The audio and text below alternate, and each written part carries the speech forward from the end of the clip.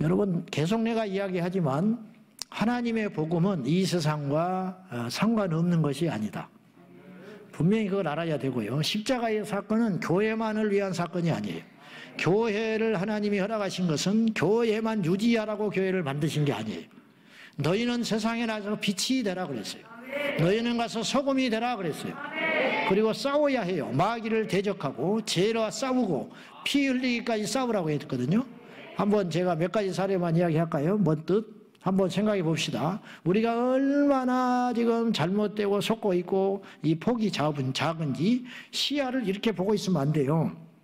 시야를 넓혀야 한다니까. 엘리야가 갈멜산에서 바알과 아세라 선지자 850명과 영적 대결을 했어요. 그래서 하늘에서 불을 끌어내렸죠. 그것은 대단한 영적 행위처럼 보여요. 맞아요. 하늘에서 불 끌어내린 것인가, 이건 신비한 거 영적 행위인가 동시에 그건 정치 행위라니까요. 왜 그러냐면 그 당시 온 이스라엘에 퍼져 있는 우상, 그리고 이세벨이 그걸 전폭적으로 지원하고 있었어요. 뒤에서 후견인으로. 알죠? 바알과 아세라 신을 숭배하는 이세벨이 그의 남편도 지배하고 있었고 온 이스라엘 땅에 그걸 전폭적으로 지지하고 후원하는 자였단 말이죠. 그러니까 그들과의 싸움인 거예요. 그래서 불을 끌어들여가지고 그들을 다 죽였잖아요. 그러니까 이세벨이 분노해가지고 엘리야를 죽이려고 하지 않습니까? 이게 정치적인 이슈인 거예요. 오늘로 따지면. 또 하나, 다윗이 골리앗과 전쟁하지요. 골리앗과 싸우러 갔죠? 싸우지요? 싸우려고 싸운 게 아니라 전쟁터에 나갔는데 싸우게 됐어. 여러분, 우리가 이런 일에 대해서 무관심하면, 즉 이 세상에 뭐 바알과 아세라가 뭐 산당이 있든 뭐 그들이 모여서 뭐 우상 앞에 절을 하든 말든 뭐 나만 믿음 생활하면 돼, 나는 저런 거 관심 없어, 내 신앙만 똑바로 지키면 돼, 골리앗이 뭐 소리를 지르고 뭐 하나님 모독하고 뭐 어쩌고, 내가 아직 나이도 어린데 뭐 그런 식으로 생각하지 않았고, 다윗이나 엘리야는 그런 현실에 대하여 분노하면서 그들과 싸워내는 용기가 있었다는 거예요. 그것이 다른 말로 말하면 믿음이라고 말을 하는 거예요. 이 세상의 불의한 일에 대하여 침묵하고 나하고 상관없다, 괜히 똥물 튀기가 싶다, 괜히 휘말리기 싫다, 그렇게 살아가는 것은 지혜로운 처사가 아니고 그건 비겁한 거예요. 그거는 믿음이 없는 행동이라는 거예요. 우리가 만약에 엘리야 시대에 엘리야였다면 여러분 어떻게 하겠어? 바알과 아세라가 막 판을 치고 난리를 하고 세상을 어지럽히고 그렇게 득세하고 하나님에서 사람들은 점점점 매소되어지고, 그런 현실 앞에 하나님의 뜻이라고 그냥 우리는 천국만 가면 된다고, 주님이 곧 오실 거라고 이렇게 믿는 사람이었다면 하늘에서 불을 끌어내릴 수 있었겠냐 이 말이죠. 하나님의 음성을 들을 수 있었겠냐 이 말이에요. 다윗이 골리앗이 소리를 지르든 말든 뭐 나는 아직 어리니까 그렇게 무관심하고 그건 어른들의 몫이라고, 어떻게 되겠지, 하나님이 이 나라를 뭐 지켜주시지 뭐 망하게 할 것 같냐고, 이런 식으로 소극적으로 가서 도시락만 배달하고 꽁지 빼고 돌아와 버렸다면 다윗이 하나님께 그렇게 쓰임 받았겠냐는 거예요. 다윗이 아니라도 하나님 반드시 누군가를 통해서 그 일을 했을 거라고 봐요. 엘리야에게 시대에 바르게 무릎 꿇지 않은 7천 용사가 있었어요. 그들은 성경에 나타나질 않아요. 엘리야, 너 혼자 아니야. 내가 그들과 함께하고 있어. 그리고 그들도 곳곳에서 싸우고 있어. 그 무릎 꿇지 않은 7천 명이 되어주라는 거예요, 내 말은. 그래서 우리 교회에 제가 예칠군이라고 만든 것이 뭐냐면 예수 7천 군사다. 이 시대에 숨어있는 투쟁하는 자가 있다. 그 자들이 모여가지고 이 판도를 좀 바꿔야 한다. 그런 뜻으로 예수 7천 군사, 제가 거기서 7천 바르게 무릎 꿇지 않은 7천 용사에서 제가 가져온 거거든요. 그래서 그 개념을, 어쨌든 지금 세상이 이렇게 점점 흘러가고 있습니다. 제발 이런 소리 좀 안 하게 해줬으면 좋겠어요. 제발 이런 기분 나쁜 소리 안 했으면 좋겠어요. 아이들은 철저히 부모 밑에서 순종하고 양육을 받고 순진하게, 때가 되면 다 알게 되고, 때가 되면 다 일할 때가 있고, 때가 되면 다 결혼할 때가 있고, 때가 되면 다 세상에 가서 할 일이 있으니까 그때까지는 성경의 원리대로 순수하게 질서 있게 잘 키워서, 그리고 하나님 앞에 가는 것이 옳지, 10살, 7살, 8살 먹은 애들한테 단어를 낙태니, 피임이니, 콘돔이니 이런 말 자체를 자꾸 학교에서 가르치고 이걸 조기 성애화라고 하는 것인데 그런 말 자체를 들어서 좋을 게 하나도 없는 거예요. 그런 말은 20대까지 몰라도 돼. 그런 말은 알겠어요? 나는 변비라는 말을 20살 때 깨달았어. 그 변비라는 말이 무슨 말인지를 몰라가지고 제가 20대 중반에 전도사 때 조폭이라는 말을 그때 알았어. 조폭이라는 말이 조직폭력배의 줄임말이라는 걸 알았어요. 그러니까 그런 말을 몰라도 된다니까요. 그런 말을 뭐하러 알려고 그래. 좋은 단어를 알고 성경적인 단어를 알고 그러면 우리 아이는 이 험한 세상 어떻게 살아가냐 걱정하지 말아요. 하나님이 함께 하신다. 오늘 설교하려합니다. 오늘 우리가 본문을 읽었습니다. 심령이 가난한 자는 복이 있다. 너무 잘하는 말씀이죠. 오늘 복에 대한 이야기 두 번째 하는데요. 이 말씀 여러분 읽으면서 내가 하나 여러분에게 묻고 싶은 것이 생각이 났어. 정말 이것이 복으로 느껴지는가 하는 거예요. 아니 교회니까 지금 성경이고 예배니까 그런 소리 하지 말고 심령이 가난한 자는 복이 있다. 아멘이죠. 애통하는 자는 복이 있다. 울고 살 거예요 평생? 네? 평생 울고 사는 게 복이라. 애통이 우는 것이잖아요.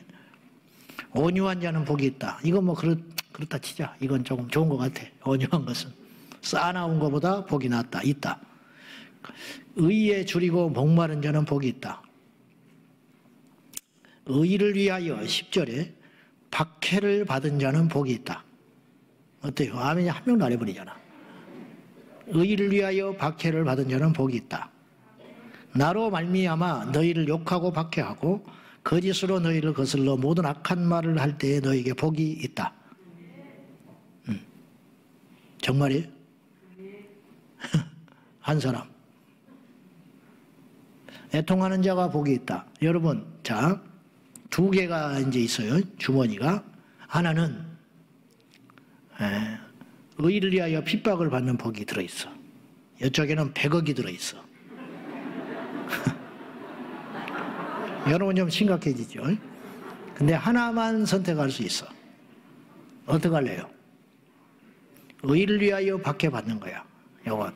하여튼 뭐 잘못해서 박해를 받는 게 아니고 지나치게 기도를 많이 하고 지나치게 예수를 믿어서 욕 들어먹는 거. 이것이 하나에 들어있고 이거는 100억을 받는 복이야. 어떤 걸 선택할 거예요? 뭘 망설여? 어떤 걸 선택할 거예요? 참 머리가 나쁘다. 어떤 걸 선택해요? 이거 선택해.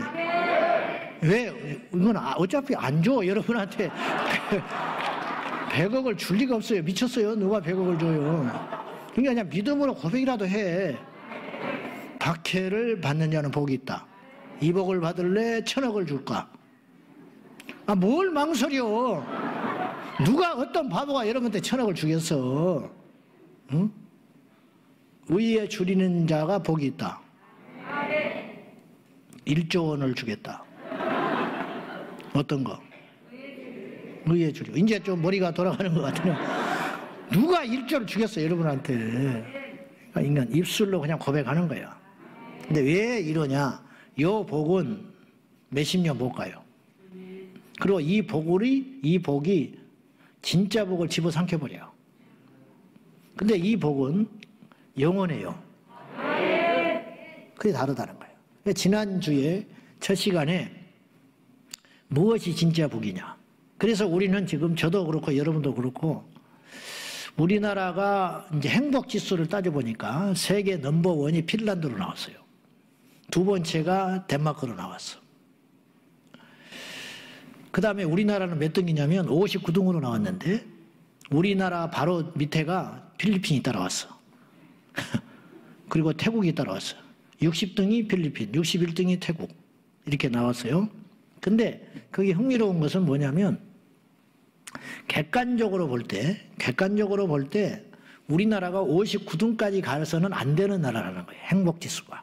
경제 규모나 개인 GNP로 볼 때 그 정도 수준이 돼서는 안 되는 거예요.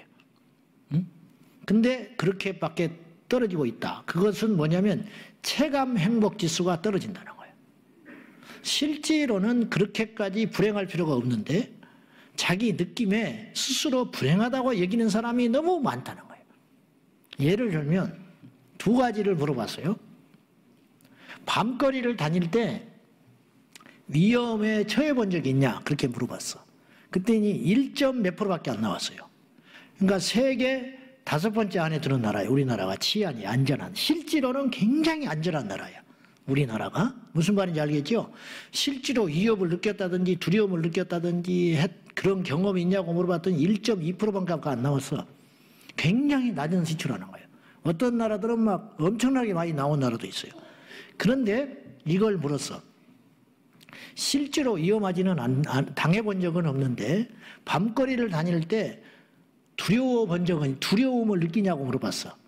실제로 강도를 만나고 뭐 이렇게 겁박을 당하고 하는 사람은 1점 몇 %밖에 안 나왔는데 밤거리를 다닐 때 두려움을 느끼냐고 그랬더니 25% 이상이 두렵다고 그랬어. 그러니까 이 차이가 무슨 말이냐면 실제로 일어나지 않는 일에 대해서 굉장히 걱정하고 있다는 거예요. 우리나라 사람들은. 그렇기 때문에 불행하다는 거예요. 실제로는 그렇게까지 불행할 필요가 없는데 과도하게 불행하고 있다. 이걸 오늘 이 말씀과 비견해서 우리에게 적용을 해보면 우리 지금 오늘 예배하는 저나 여러분 우리 성도들이 하나님 앞에 복을 이미 받았는데도 불구하고 자기가 복 받은 줄을 모르고 계속 복을 구하고 있는 상태다. 그래도 과언은 아니라는 거예요. 아시겠어요? 그렇게 적용을 해보면 지난 시간에 우리가 세 가지가 있어야 복이라고 그래요. 첫째, 끝이 좋아야 복이라고 그랬어요. 그러니까 우리가 마지막 정착력이 천국이어야 돼. 이 땅에 뭐 능력을 행하고 귀신을 쫓고 뭐 어쩌고 해도 영적으로 또 육적으로는 뭐 사람들이 부러워하는 부자요 명예와 권력을 얻었다 할지라도 그의 장례식이 뭐 국장으로 치러지고 뭐 전 국민이 와서 슬퍼하고 해도 그 사람은 정작 마지막에 지옥의 불심판을 면할 수 없는 존재가 됐다면 그 사람은 복을 받은 인생이 아니라는 거예요. 이건 너무 간단한 이야기예요. 근데 이런 생각을 우리가 안 하고 사는 거야. 그러니까 교회 안에 성도들이 영적으로 하나님의 자녀가 아니라 종교인으로 자꾸만 전락하고 있는 거예요. 지옥과 천국에 대한 메시지가 이상하리만큼 이 땅에 선포되지 아니하므로 이 땅의 그리스도인들이 하늘의 소망을 두고 살아가는 것이 아니라 이 땅에 연연하다가 그냥 망가져서 살고 있는 거예요. 두 번째, 첫째는 끝이 좋아야 복이 있다. 두 번째는 그 받은 복이 일시적인 복이 아니고 영원해야 그것이 진짜 복이다. 상대적으로 지옥에 가서도 끝이 있다면, 한 번 더 기회가 주어진다면, 지옥에 가서 한 1000만 년쯤, 한 1억 년쯤 지나면 다시 예수님을 믿을 수 있는 기회가 주어진다면 지옥도 소망이 있는 거예요. 택도 없는 소리지만, 말도 안 되는 소리지만 1억 년이라는 세월이 얼마나 상상할 수도 없는 긴 시간이지만, 그죠? 1년도 군대가 있을 때는 어마어마하게 긴 시간인데 1억 년을 기다린 다음에 다시 하나님께서 용서의 기회를 준다면 그것도 지옥은 아니다. 거꾸로 천국에 예를 들어갔는데 한 1억 년쯤 지난 다음에 다시 테스트를 받아야 돼. 너무 너희들 행복하게 그동안 기고만장하게 살았어. 와, 1억 년이 하룻밤같이 지나가 버렸어. 천국은. 지옥은 하루가 1억 년같이 안 가는 거고. 그러지 않겠어? 아시겠죠? 무슨 말인지. 근데 벌써 1억 년이 돼버렸어? 그런데 주님께서 다시 우리에게 찾아오셔가지고 내가 테스트를 해봐야겠다. 니네들이 진짜 믿음인지 한번 두드려 봐야겠다. 그러면 이 천국도 완전한 천국은 아니라는 거예요. 말도 안 되는 소리지만 제가 이해를 돕기 위해서 하는 소리예요. 자, 그러면 우리가 받은 복은 영원해야 된다. 천국은 영원한 거예요. 그래서 영생한다. 영생. 인간은 영생해요. 문제는 어디서 영생하느냐가 문제라. 세 번째, 믿음이 복이다. 믿음의 사람들은 세 종류가 있는데, 첫째, 보고 믿는 자가 있다. 보고 믿는 자. 보고 믿는 자가 있었어요. 그게 누구냐? 도마. 예수님을 보고 믿었어. 부활하셨다는 증언을 안 믿고 있다가 자기 눈앞에 부활하신 예수님이 오시자 그때서야 도마는 믿었어요. 그리고 도마는 진짜 믿었어요. 왜냐하면 인도에 가서 순교해 있으니까. 그냥 마지막에 순교했기 때문에 그날 이후로 도마는 진짜 믿는 자가 됐어요. 근데 믿게 된 동기가 보고서야 믿었다는 거예요. 병 낫고 예수님 믿은 사람 있어요. 하나님 앞에 첫날 딱 왔는데 막 불 받아버리고 갑자기 자기는 그런 의지도 없고 그런 아무 생각도 없이 예배당에 그냥 한번 친구 따라 덜렁덜렁 왔는데 갑자기 이 강단에 천사를 봐버렸다든지 막 그런 일을 통해서 이 사람이 벌벌벌 떨면서 어찌할 줄 몰라가지고 예수님을 믿게 된 경우도 만에 한 명 있을 수 있어요. 있거든요. 우리 교회도 있을지 몰라. 그런 간증을 시키면. 그렇게 믿는 사람들에 대해서 우리는 특별한 사람처럼 여기고 부러워할 수 있는데 예수님의 증언으로 따지면 그건 특별한 일이 아니라는 거예요. 그거는 보고 믿는 자였기 때문에 복이 있다고 할 수는 없다. 그러면 정반대로 보고도 믿지 않는 자가 있죠. 이거 완전히 저주받았고 강팍한 자지요. 보고도 믿지 않는 자가 성경에는 많습니다. 광야 이스라엘 백성들이 보고도 믿지 않았습니다. 애굽의 바로 왕이 보고도 믿지 않았습니다. 그렇잖아요? 10가지 재앙, 자기 자식이 죽은 것도, 죽었다고 하는 것도 우연이라고 치자고요. 뭐 전염병, 돌림병으로 더 죽었다. 근데 이스라엘의 장자들은 한 명도 안 죽었잖아. 그러면 그건 확실한 증거잖아요? 근데 그런 것을 보고도 믿지 않았다. 애굽 사람들은. 그리고 쫓아오다가 홍해에 수장돼 버리고 말았다. 그리고 나서도 안 믿어요, 그들은. 그들이 믿었다면 그들이 하나님의 백성들이 됐겠지. 보고도 믿지 않았다. 그러면 마지막의 경우수는 뭐냐면 보지 않고 믿는 자다. 그것이 복된 자다. 최고의 레벨은 보고 믿는 게 아니에요. 진짜 믿음은 안 보고 믿는 거야. 보는 순간 믿는 게 아니에요. 아는 것이지. 우리는 천국을 알고 가는 게 아니에요. 천국을 믿고 가는 거예요. 우리가 천국을 어떻게 알고 갑니까? 가봤습니까? 이미 낙원에 간 자가 있죠. 근데 그들은 돌아오질 않아요. 그런데 우리는 증언만 있는 거야. 말씀의 증언, 성령의 증언, 예수님의 증언, 보지 않았지만 그 말씀을 믿는 사람, 그들이 복이 있다. 그리고 믿으면 반드시 보상이 있는데 어떤 보상이냐? 그걸 믿음으로 천국에 간다는 거야. 천국에 가지 않았지만 있다는 걸 믿기 때문에 들어갈 수 있는 거예요. 할렐루야! 미국행 비행기를 타는 사람이 공항 앞에서 벌벌벌 떨면서 난 못 가겠다는 거야. 왜? 비행기 떨어질까 싶어서. 나는 못 가겠다는 거야. 왜? 미국이 나라가 없는데 없으면 어떻게 할고 가서 빙빙 돌다가 떨어지면 어떡하냐고. 그래서 못 가겠다는 거야. 그래 못 가는 거야 평생. 그러나 이 사람은 미국에 처음 가는 거야. 설레. 미국을 빨리 가고 싶다는 거야. 가보지도 않았으면서. 듣기만 했어. 근데 미국에 있는 걸 확실히 믿는 거야. 그러니까 그 사람 미국 들어가는 거지. 우린 천국 못 갔어요. 그러나 천국이 있다는 걸 확실히 믿는 자가 간다. 지옥이 있는 걸 확실히 믿는 자가 지옥을 안 간다. 지옥의 두려움을 아니까. 지옥을 멸시하는 자는 지옥 가요. 나 지옥 가버리겠다는 그 사람 갑니다. 100% 가요. 지옥을 무시하는 사람, 안 믿는 사람, 지옥이 있으면 가겠다는 거야. 지옥이 있으면 간다는 소리는 없다 그 소리야. 이 사람한테는. 그죠? 그 말의 다른 표현이잖아요. 나는 지옥이 있으면 가라 그러면. 제가 장담하는데 지옥이 있으면 가겠다고 까부는 사람은 100% 가요. 왜냐? 지옥이 정말 있다고 믿는 자는 그렇게 말 못해. 절대 못해요. 농담으로 못해요. 나 천국을 저 사람한테 양보할 거야. 그 사람 천국 못 가요. 양보했기 때문에 못 가는 게 아니고 안 믿었기 때문에 그런 소리 하는 거야. 천국이 안 믿으니까 양보해버린다는 거야. 나 대신 가라는 거야. 난 안 간다, 안 가다고 좋다고. 그러면 천국에 안 가면 지옥 간다는 소리인데 천국을 양보하는 건 사랑이 아니요. 그건 어리석은 것이지. 이해돼요? 천국을 안 믿기 때문에 양보한다는 소리 하는 거예요 지금. 그냥 못 간다는 거예요. 그런 측면에서 믿어지는 게 복이다.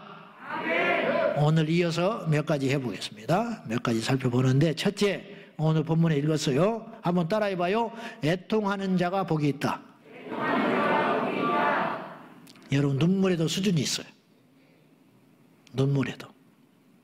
제가 소원하는 것은 내가 주의 종으로 목회를 하는 동안, 그리고 은퇴하고 나서도 목회는 안 하겠지만 하나님 앞에 허락하시면 뭐 설교자로 산다든지 후배들에게 뭘 이렇게 나눈다든지 그런 사역을 만약에 저한테 주신다면, 하나님께서 부르시는 날까지 뭔가를 한다면, 몰라요. 나는 내 인생을 앞으로 어떻게 될지 몰라. 선교를 보낼지, 어디 오지로 보내서 또 다른 교회를 개척하라 할지, 그건 난 모르겠어. 함부로 말은 절대 못하겠는데, 무엇을 하든지 간에 목회를 하든 설교를 하든 아니면 설교를 듣고 있든 예배를 인도하든 예배를 드리든 그건 난 모르겠고, 어쨌든 하나님께 붙잡혀 있는 동안에 내 소원은 뭐냐면 눈물이 마르지 않기를 원하는 거예요. 눈물이 마른다는 건 타락했다는 뜻이에요. 죄인을 보고도 눈물이 안 나온다. 예배 때 눈물이 안 나온다. 찬송할 때 눈물이 안 나온다. 이것은 있을 수 있는 일이 아니고, 시간이 오래됐기 때문에 그러는 게 아니고, 익숙했기 때문에 어떻게 맨날 울 수 있겠어? 이런 소리를 해서는 안 된다는 거예요. 갑자기 배가 아파. 그건 있을 수 있는 일이 아니에요. 배가 왜 아파요? 멀쩡한 배가. 응? 그거는 평생에 있어서는 안 되는 일이에요. 근데 갑자기 배가 아파. 이 사람 그대로 두면 죽어요. 알겠어요? 갑자기 걷지를 못해요. 내일 걷겠지. 이게 아니라니까? 평생 걸었는데 왜 갑자기 못 걸어? 그건 병이 든 거지요. 그대로 놔두면 그 사람은 영원히 안진병이 되는 거예요. 평생 하나님 앞에 울고 예배를 드려야지. 어느 날 눈물이 말랐다. 응? 평생 우리가 전도하고 살 생각을 해야지. 평생 하나님 앞에 애통할 생각을 해야지. 뭐 나이 먹었으니까, 사역을 끝냈으니까, 그동안 많이 울었으니까. 그건 안 되는 소리라는 거예요. 그건 처음 사랑을 잊어버리는 거예요. 그래서 눈물에도 수준이 있는데, 배고파서 우는 아이의 떼쓰는 울음, 이게 제일 차원이 낮은 본능적 울음이죠. 아파서 우는 거, 이런 거, 뭐 속상해서 그 다음에 우는 거, 조금 이제 철이 들어서. 애들은 속상해서 우는 법은 없어. 그냥 아파서 울고 추워서 울고, 기저귀를 안 갈아줘서 울고 배고파서 울지, 뭐 상처받아서 우는 일은 없어. 내가 이렇게 엄마를 쳐다봤는데 엄마가 나를 외면해? 막 울어버린다. 그거는 애라고 할 수 없어요. 그건 이상한 놈이야. 이상한 놈이라고. 그런 거잖아요. 근데 이제 철이 들어서 부모의 사랑이 느껴지고 알고, 자기도 자식 낳고 나중에 철이 들어보니까 부모가 나를 이런 마음으로 키웠겠구나. 그래서 막 우는 거예요. 엄마가 이해가 돼서. 근데 엄마한테 갔더니 엄마는 이미 없어. 없어. 무덤에 가 있어. 그 눈물은 수준이 높은 눈물이죠. 사람이 흘릴 수 있는 수준 높은 눈물은 그 정도의 눈물이야.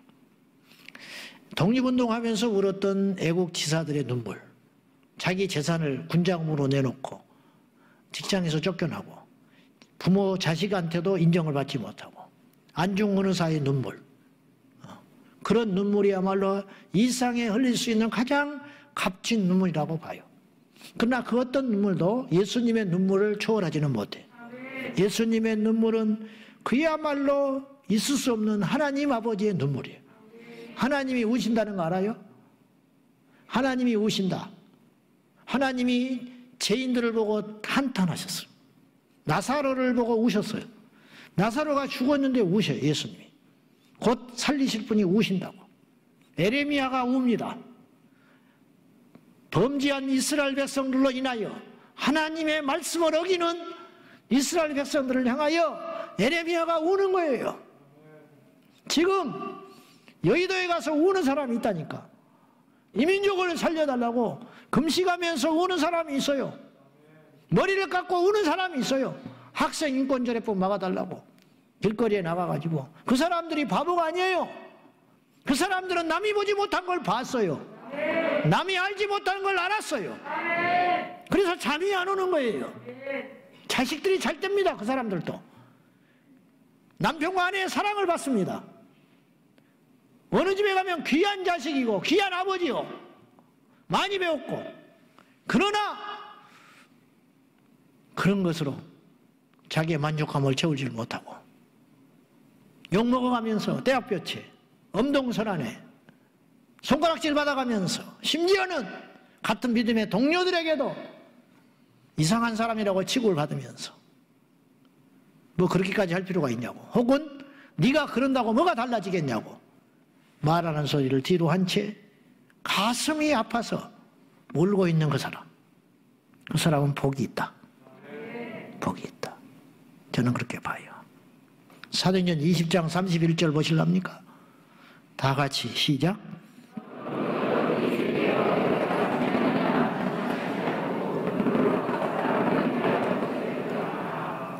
바울이 밀레도에서 에베소에 사람을 보내가지고 장로들을 불러요. 그리고 고별 설교를 합니다. 이제 이 장면이 어떤 거냐면 성령께서 너에게 결박이 기다린다고 했어요. 그러니까 로마에 압송돼 갑니다. 결박을 당해가지고. 그러니까 본능적으로 알았어요. 이제 마지막이다. 내가 로마로 가야겠다. 로마에 가서 내가 죽을지 살지는 모르겠다. 그러면서 본능적으로 알고, 그리고 사랑하는 에베소 교회 지도자들을 불러가지고 마지막 당부를 하는 고별 설교를 하면서 내가 너희를 위하여, 에베소 교회 너희를 향하여 내가 3년을 에베소에 있을 때 3년을 내가 밤낮 울면서 가르쳤다.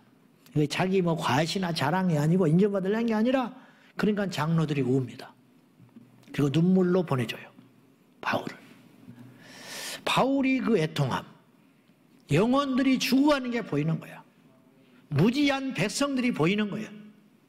하나님을 알지 못해서 자기 지식에 그 에베소의 타락한 문화에 빠져가지고 허우적거리고 있는 인생들이 보이는 거예요.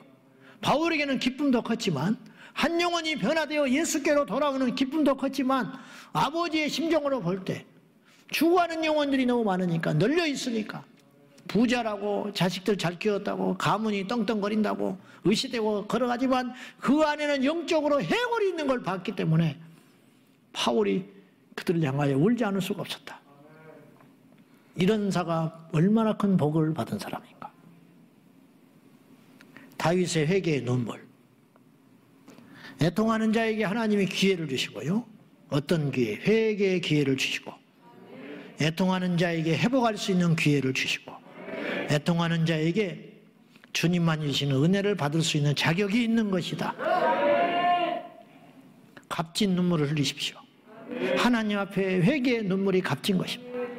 시편 51편 17절 시작. 51편 17절 시작. 하나님께서 상한 심령이라 하나님이여 상하고 동의하는 마음을 주께서 멸시하지 아니하시리. 하나님이 받으시는 제사가 있다. 떠들고 가볍게 철랑거리는 제사가 아니라 상한 심령을 가지고 하나님 앞에 통곡하는 자들이 모일 때 그 예배는 하나님께서 받으시는 예배다. 참을 수 없이 가벼워요. 이 땅의 교회와 메시지와 찬양과 기도와 성도들의 신앙이, 목회자들이 너무 철랑거려. 나도 목회자지만 너무 가볍다. 너무 가볍고 아주 견딜 수 없을 만큼 가볍고 눈물이 없고 메말라버리고. 예배는 축제지요. 그러나 진정으로 웃기 위해서는 울어야 돼요. 울며 씨를 뿌리면 기쁨으로 단을 거두는 것이지, 눈물이 없이 씨 뿌리지 않아. 눈물이 없이 씨는 뿌려지지 않아요. 울며 씨를 뿌리는 자만이 마지막 때에 기쁨으로 단을 거둘 수 있는 자격이 주어진다는 걸 기억하세요. 예배 때 우는 사람, 영혼을 위해 우는 사람, 애통하는 사람, 형제 구원을 위해서 우는 사람, 복이 있다. 태어나니까 다 믿어버렸어. 태어나고 나니까 다 믿어. 다 믿을 뿐만 아니라 안 믿으면 이상한 놈이야. 그 사람이 복이 있는 게 아니고, 태어났더니 무당집이고, 태어났더니 불교신자고, 태어났더니 이단에 빠졌고, 태어났더니 밤낮으로 전쟁이고, 태어났더니 집안이 뿔뿔이 흩어져 있고. 근데 내가 예수를 만나고 나니까 이 분노와 복수심과 상처가 변하여 하나님께서 나에게 사명을 주셨구나. 이런 집에 태어나게 하신 게 사명이구나. 이런 자식을 주신 것이 하나님의 은혜구나. 이런 남편과 아내를 주신 것이 하나님의 뜻이구나. 원망이 변하여 눈물로 하나님께 단 하루도 기도하지 않으면 못 사는 사람, 우리 교회도 있어요. 단 하루도 기도하지 않으면 못 살아. 그 사람 예수 안 만났으면 지금 진작 이 세상 사람 아니 돼버려요. 진작 죽었어요. 멀리 갈 것 없어. 내가 그랬을지 몰라. 내가 예수 몰랐으면 난 어떻게 살았을까? 단 하루도 하나님께서 얼마나 각별하게 붙잡고 있는지 조금만 한눈 팔면 여지없이 고통이 오고 조금만 딴 생각하면 여지없이 나에게 기도할 거리가 생기고 그래서 한 번도 날마다 기도의 제목이 없는 적이 없었다. 그래서 하나님께 나와서 울어야만 하는 것. 나는 도대체 왜 이러냐? 그 사람이 버림받은 자가 아니고 하나님이 사랑하는 자요. 하나님이 복 주신 자다. 에레미야가 계속 울고 다니는 거예요. 그래서 에레미야도 사람이라 타협을 했어요. 안 한다 이제. 안전한다. 그랬더니 안 하려고 하니까 속에서 불이 붙는 것 같았어.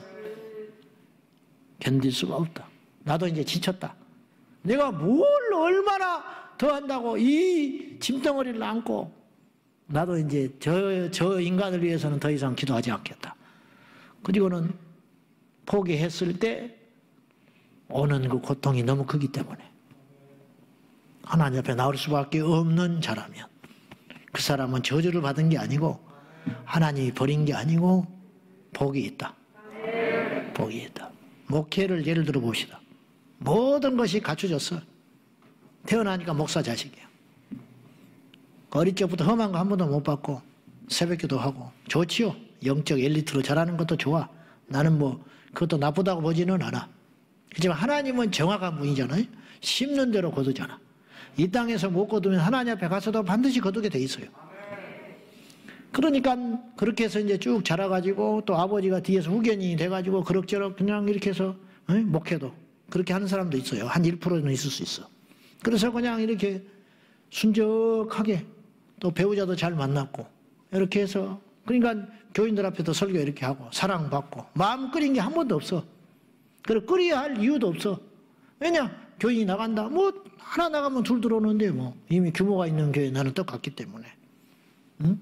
그러면서 또 멋지게 은퇴를 했어요. 그래가지고 그냥 이렇게 편안하게 노후를 마쳤어. 남들이 올 때는 복이라 하지. 그러나 그게 진짜 복이냐? 하나님 앞에 가서 너 뭐 하다 왔냐? 목회하다 왔는데요. 어떤 목회? 사랑만 받았고 대우만 받았고 높은 데만 앉았고 속상한 적이 한 번도 없고 응? 그러고 왔다. 십자가는 어디냐? 십자가가 뭔데요? 몰라서 모르는 게 아니고 접을 기회가 없었어. 십자가를 접을 기회가 없어. 십자가를 경험할 기회가 없었다. 복이냐? 진짜 복이냐 그게. 집안에 온갖 박해와 핍박을 뚫고 목회를 해서 거기도 어렵게 절절절 매고 가족하고 10년 20년을 하다가 단 하루도 기도를 안 한다든지 밖에 나가서 전도지를 들고 전도를 안 하면 살아갈 수 없고 날마다 쌀떡에 쌀이 아슬아슬하고 통장이 항상 아슬아슬아슬. 그래서 기도하면 또 뭐가 들어오고 또 들어오면 또 기도하면 뭐가 들어오고 하루하루 숨가쁘게 허덕허덕 그러다 주님 앞에 갔다. 주님이 안아주신다고. 수고했다. 어때요? 이게 좀 극단적인 이야기 같지만 그럴 수 있는 거 아니냐. 눈물은 꼭 슬퍼서만 오는 게 아니에요. 기도의 눈물, 찬송의 눈물, 능력의 눈물도 있습니다. 두 번째, 갈급한 자가 복이 있어요. 오늘 말씀에도 나오잖아요. 의에 줄이고 목마른 자가 복이 있다. 갈급한 자, 목마른 자. 부족함의 은혜라고 할 수 있어요. 부재의 은혜, 부재. 여러분, 많이 먹는 사람과 적게 먹는 사람 누가 더 오래 사냐면 적게 먹는 사람 오래 살아요. 많이 먹으면 죽어요. 빨리 죽습니다. 많이 죽으면 성인병이 와. 근데 약간 배를 비우는 게 장수에 좋다. 배를 비우는 것이. 약간 배가 고플 때 더 건강하고 인간은 더 강력해져요. 배가 차면 뛸 수가 없어. 배가 비어야 세상의 몸 상태가 된다고 그래요. 사실 하나님 앞에서의 목마름은요, 부족함이 아니에요. 하나님 앞에서의 목마름은 풍성함에 가까워요. 무슨 말이냐? 70명의 제자를 2명씩 묶어서 파송하거든요, 주님이. 그때 주님께서 뺏어버려요. 다 뺏어버려. 뭔만 주느냐? 옷도 한 벌만 갖고 가라. 지갑도 뺏어, 돈도 다 뺏어버렸어. 그 대신 뭘 줬느냐? 예수 이름의 능력을 줬어요. 거꾸로 봅시다. 다른 건 다 가졌어. 돈도 있고 사람도 있고 지혜도 있고 교통편도 있고 가면 나를 맞이할 사람도 있어. 근데 예수 이름의 능력이 없어. 그럼 간 거야. 그걸 가지고 뭐 가서 밥 사 먹고 돈 내고 숙박하고 휙 하다 온 거예요. 아무런 일도 없는 거야. 근데 예수님의 제자들은 일제 다 뺏어버렸어요. 떠나는 순간부터 의지할 게 하나도 없어. 자기를 맞이할 사람도 없어. 그래서 주님이 뭐라고 그랬냐면 맞이하거든 가서 며칠이고 머물러라. 너희들을 박대하거든 발에 먼지를 터버리고 나와라. 근데 그들이 갔을 때 오직 예수의 이름만 갖고 나갔는데 그들은 어떤 일이 벌어졌느냐?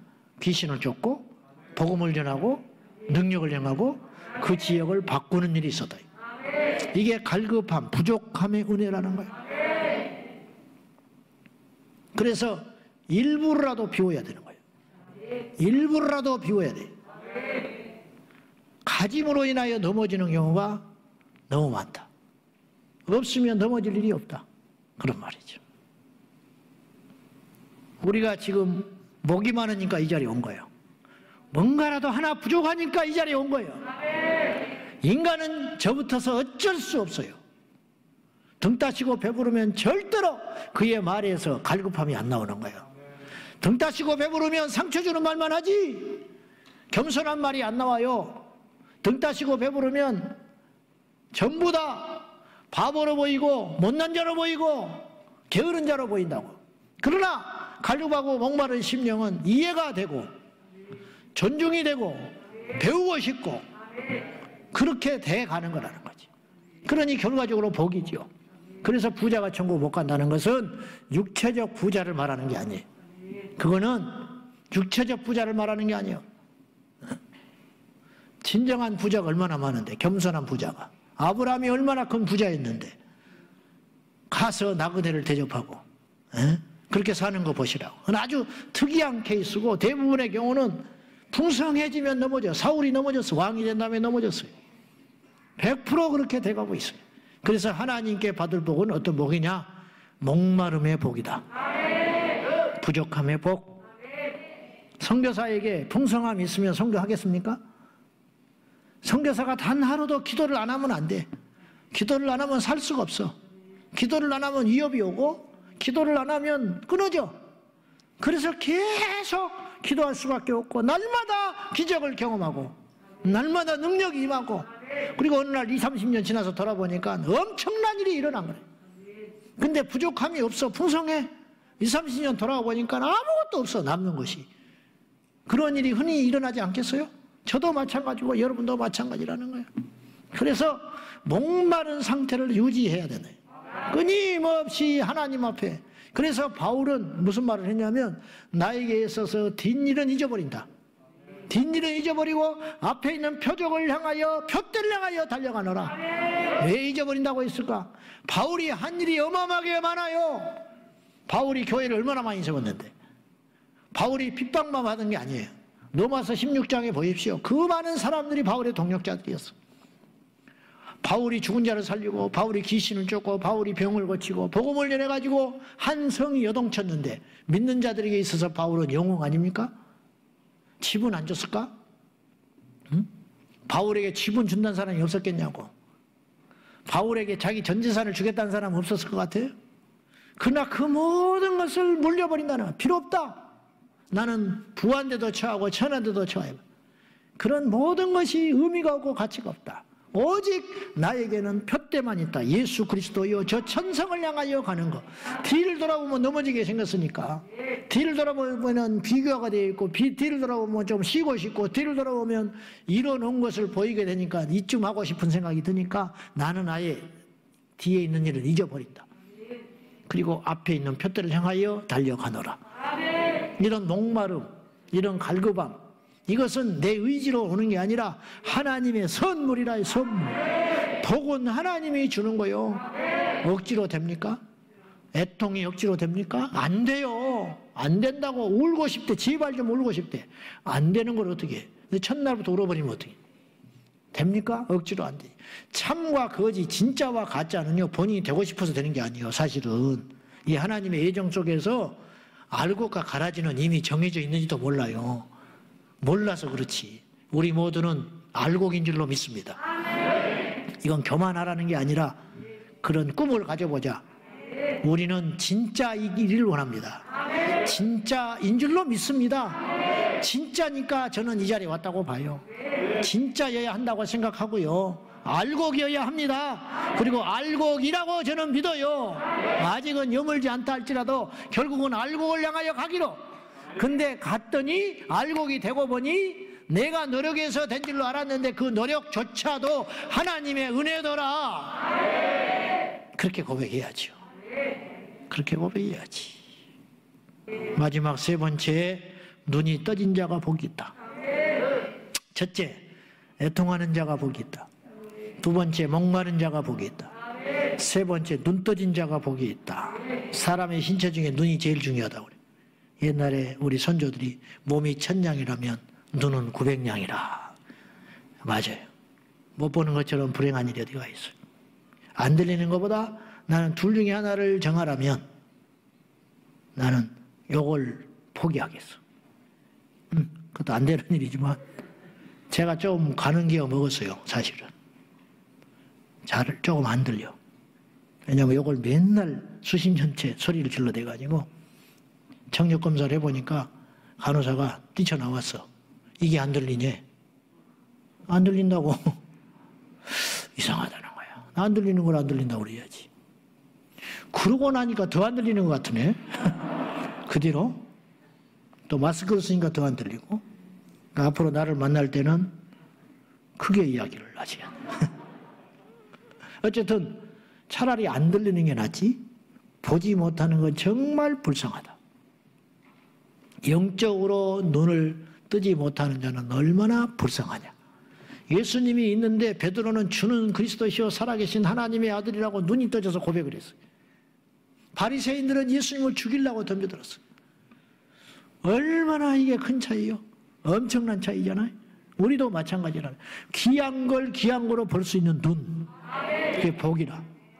기도의 가치, 예배의 가치, 믿음의 가치, 말씀의 가치, 섬김의 가치, 십자가의 가치, 천국의 가치, 부활을 발견했으니까 전부를 팔잖아요. 발견하지 못하면 그냥 농사나 짓고 마는 거예요. 평생 남의 농사나 남의 땅 농사나 짓고 겨우 입에 풀칠하다가 죽는 거예요. 근데 발견해버렸어. 그 밭을 그 사람만 갈았겠어? 아니잖아. 무슨 말이냐? 자기 게 아니잖아. 남의 밭 갈았지요. 그 말은 다른 사람도 그 밭을 갈았다는 뜻이야. 주인도 갈았을 수도 있지. 그러나 그들에게는 발견되지 않은 보화가 이 사람에게 발견됐다. 이게 은혜지요. 이게 복이지요. 교회를 나왔는데 교회가 안 보여. 교회를 왔는데 예배를 드리는데 하나님이 안 보인대. 예배를 드리는데 말씀이 안 들린대. 자, 그것 시편 84편 1절과 2절 볼까요? 다 같이 시작. 만군의 여호와여, 주의 장막이 어찌 그리 사랑스러운지 내 영혼이 여호와의 궁정을 사모하여 생각하며 내 마음과 육체가 살아계신 하나님께 부르짖나이다. 주의 장막, 텐트. 근데 이 시편 기자 이는 뭐라고 고백을 했냐면 이 코라 자손은 궁정이라 그랬어. 주의 궁전. 자기 눈에는 그렇게 보이는 거예요. 여러분 하나님을 만나고 은혜를 받으려면 하나님을 경외해야 돼요. 그러니까 하나님이 만만하게 보이는 사람은 해결을 할 수가 없어요.